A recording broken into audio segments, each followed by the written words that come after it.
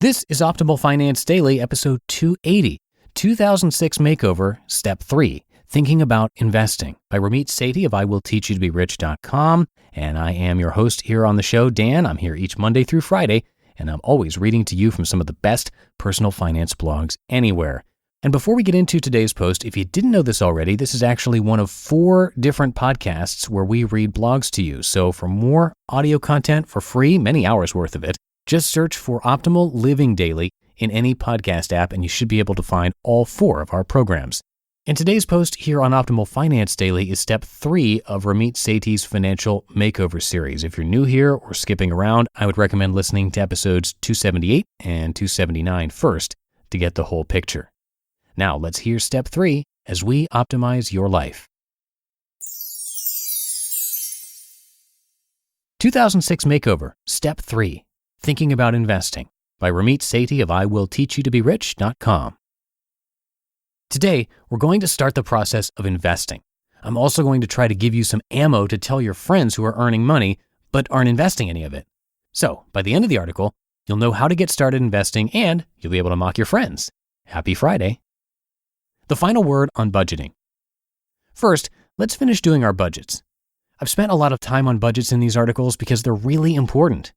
In Step 1, I talked about figuring out how much money you're spending. In Step 2, we went in depth on the budget, adding irregular events and more details.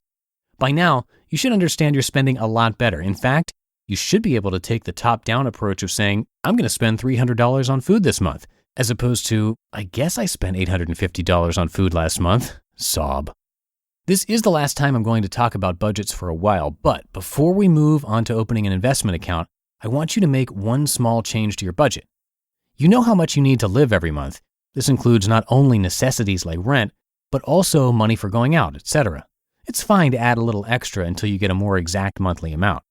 Now, you need to decide how much you'll save each month. Savings here includes midterm savings and long-term investing money. For example, let's pretend you make $4,000 a month. I'm completely avoiding taxes in this example.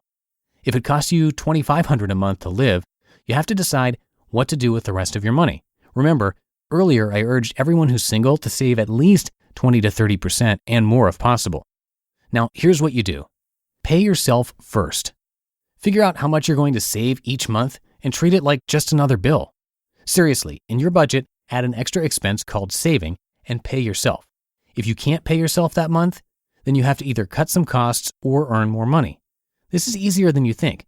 You can instruct your bank to automatically withdraw a certain amount every month. This is why I had you open a savings account last week. If you want more information on the logistics of doing pay yourself, the author of Stackbacks.com has a great PDF with details of how to set this up. Summary. In your budget, add an extra expense called saving. Figure out how much you want to save, be aggressive, and pay yourself every month.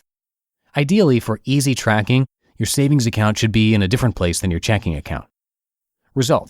At the end of every month, your bills are paid, your savings account has grown, and you know exactly how much you can afford to spend on every category in your budget. Congratulations. Why becoming a millionaire isn't that hard? Investing in the stock market is a fantastic way to make money over the long term, even better than real estate. But it takes a few hours of thinking and some deep research, so a lot of people get scared off. One of the biggest myths about investing is that you have to be super smart to make money, and this drives me nuts. The 3 most important factors are these. Do your research. Yes, you have to read some numbers. Be disciplined. Consistently put money away. And start early. Starting early is a monster advantage. Here's why. If you're 25 years old and you save $100 a month until you're 35 for only 10 years and then never save money again, and your dumb friend starts later, saving $100 a month from age 35 to 65, that's 35 years compared to your 10 years. You will have way more money, over $50,000 more than him at the age of 65. Start early and you'll be rich. It's not hard to become rich, but it takes work and consistent saving. And so it's easier for a lot of people to shrug their shoulders and put it off for another day. Unfortunately, every extra year you wait to start investing makes it dramatically harder to make the same amount of money.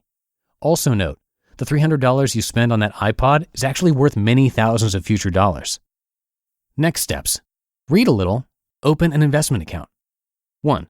Read a few articles I've written about stocks, bonds, and mutual funds where I talk about which asset classes are good and bad for us and how to pick them. 2. Open an investment account at a discount brokerage. I don't care which one you choose. Just try Googling discount brokerage for the most popular ones. How do you tell which one you should get? Make sure you can get someone on the phone. That's really important, especially when you're starting out. Just give each of them a call and tell them you're looking for a discount brokerage and why are they good compared to others. Also note, they have varying trading fees. Yes, you should compare them, but if it's a $10 difference, don't worry about it. Go with which one makes you comfortable. However, the trading fees are important for one thing. Many of you will start investing with smaller amounts, so you don't want to invest $100 and have 25% eaten up by trading fees. When you call them, ask them if they have student accounts or if they'll waive fees if you automatically send a consistent amount every month, and many will. 3. By next week, have your investment account set up. Bonus points if you're ahead of the game and you already electronically transferred some investment money there. It will just sit there earning a little interest until you decide where to invest. And you just listened to the post titled 2006 Makeover Step 3, Thinking About Investing by Ramit Sethi of IWillTeachYouToBeRich.com. And before we go for the week, just a reminder that this is one of 4 Optimal podcasts. Just do a search for Optimal Living Daily wherever you're hearing us right now to hear a lot more content for free, covering productivity, minimalism, health, entrepreneurship, and much more. And thanks to all of you for listening all the way through. That's going to do it for episode 280 and for our week here on the podcast. Have a great weekend, and I'll see you on Monday where your optimal life awaits. Hello, Life Optimizer. This is Justin Malik, creator and producer of this podcast, but also Optimal Living Daily, the show where I read to you from even more blogs covering finance, productivity, minimalism, personal development, and more from incredible bloggers like Derek Sivers, Zen Habits, Mark and Angel, The Minimalists, and all the ones you hear on this show too. So if you enjoyed today's episode and like taking amazing blogs on the go, come on over to Optimal Living Daily and subscribe to that one too. And together, we'll start optimizing your life. You've been listening to Optimal Finance Daily. Be sure to hit the subscribe button to stay up to date on each new episode and head to oldpodcast.com. That's OLDpodcast.com for a free gift as well as more actionable tips and resources to help you maximize your potential. Thanks for joining us, and remember, your optimal life awaits.